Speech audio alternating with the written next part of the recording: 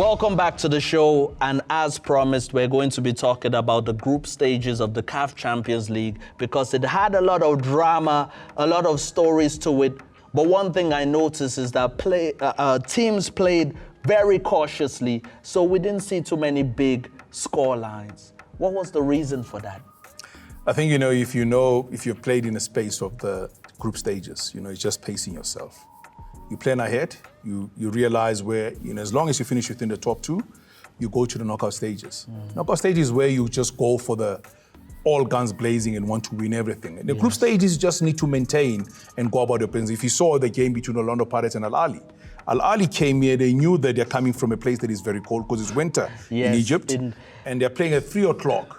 In South 34 Africa. Degrees heat. 34 degrees heat, and you're talking about humidity outside there, crazy. So they decided, you know what? We're just gonna come here and just maintain. We're not gonna go crazy, we'll maintain. We'll go on a few counter-attacks and try and find the back of the net.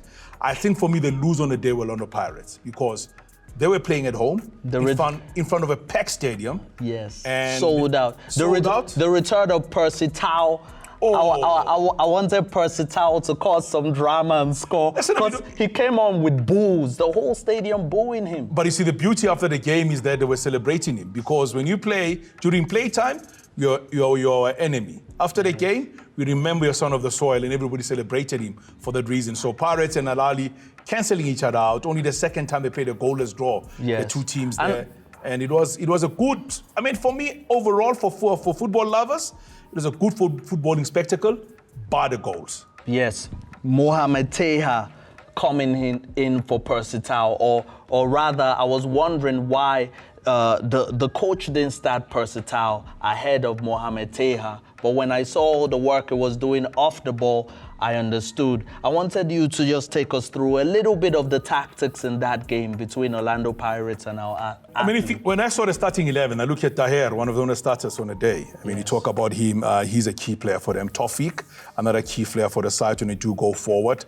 They also had Ashrur upfield, who was always going to be the player they want to try and whip the balls towards. Yeah, and on the Pirates side, all the long balls. You played in their hands. Rabia had field day. Rabia was just steering shots one after the other. But also what was very interesting for Pirates, they actually had a few of those. It was to see the return of Munna Pule starting into the starting 11. Because he's going to miss for a few matches. And they said it was more of a personal issue, contractual issue with the team. But he came back and he showed what Pirates were missing. He had a few chances. Al-Shinawi, one of those he flicked away. The other one, Rabia managed to clear. There were a few chances that came in. Rita Slim, for me, was a handful for Pirates to try and get wasn't it interesting how they defended against Mofokeng?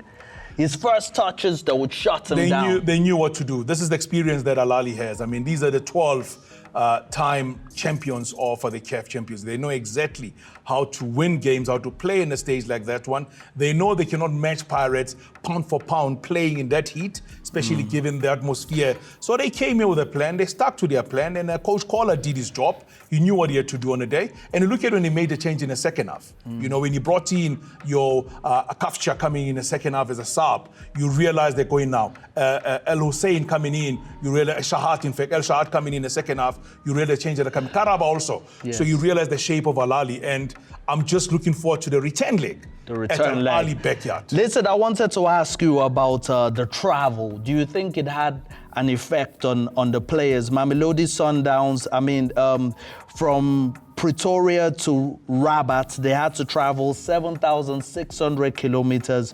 You also have our athlete traveling to Orlando Pirates. That was 6,300 kilometers.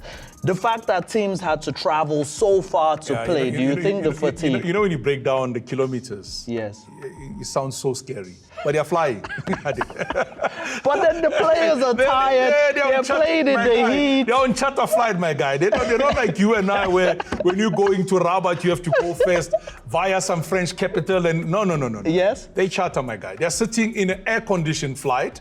They land there, they play their game. And also good news, Sundowns and Pirates had their game postponed. So they didn't have to play any matches in a week. Ahly also just played a game before they came to place out Orlando Pirates in South Africa. For me, that's neither here nor there. Look at Al Hilal. They're not playing That's a beautiful story. Playing any match of theirs at home because of the civil war in Sudan. Yes. But they're the only team that has recorded 2 back-to-back victories. Oh, man. I mean, you know, they have to play. If you told me at the beginning that they will beat a team like TP Mazembe, it doesn't make sense to me, really. How did they do that? You know, Ahly, Mamelodi Sundowns, TP Mazembe, Esperance de Tunis, as well as Petro de Luanda were given buys into the second round. These are the teams that are ranked very high when you talk about the ranking for club football. So it doesn't mean those numbers that you have as points, doesn't mean you're superior to the teams you play against. Yes. Competition is very tight. Teams are improving and getting better. Young Africans are struggling at the moment. This is unbelievable. Young African is learning a lesson most people in South Africa learned some time ago. You bring a Siad Ramovic, he talks the big talk, but on the field of play is where you need to be delivered. And that's another player, that's another coach that he's going to be in trouble, because Siad Ramovic, when you talk about him, he's a new coach as Young Africans, an ambitious team that wants to win everything. Back-to-back losses? So take me through the fixtures you're looking forward to in the next round of the CAF Champions League. For me, I mean, I'm looking at a game like TP Mazembe Young Africans. Yes, I was going to say that. That's a big game. That's a firecracker. Mazembe knows they get points against Young Africans. They'll know that they're back in it. Maniema against FAR Rabat.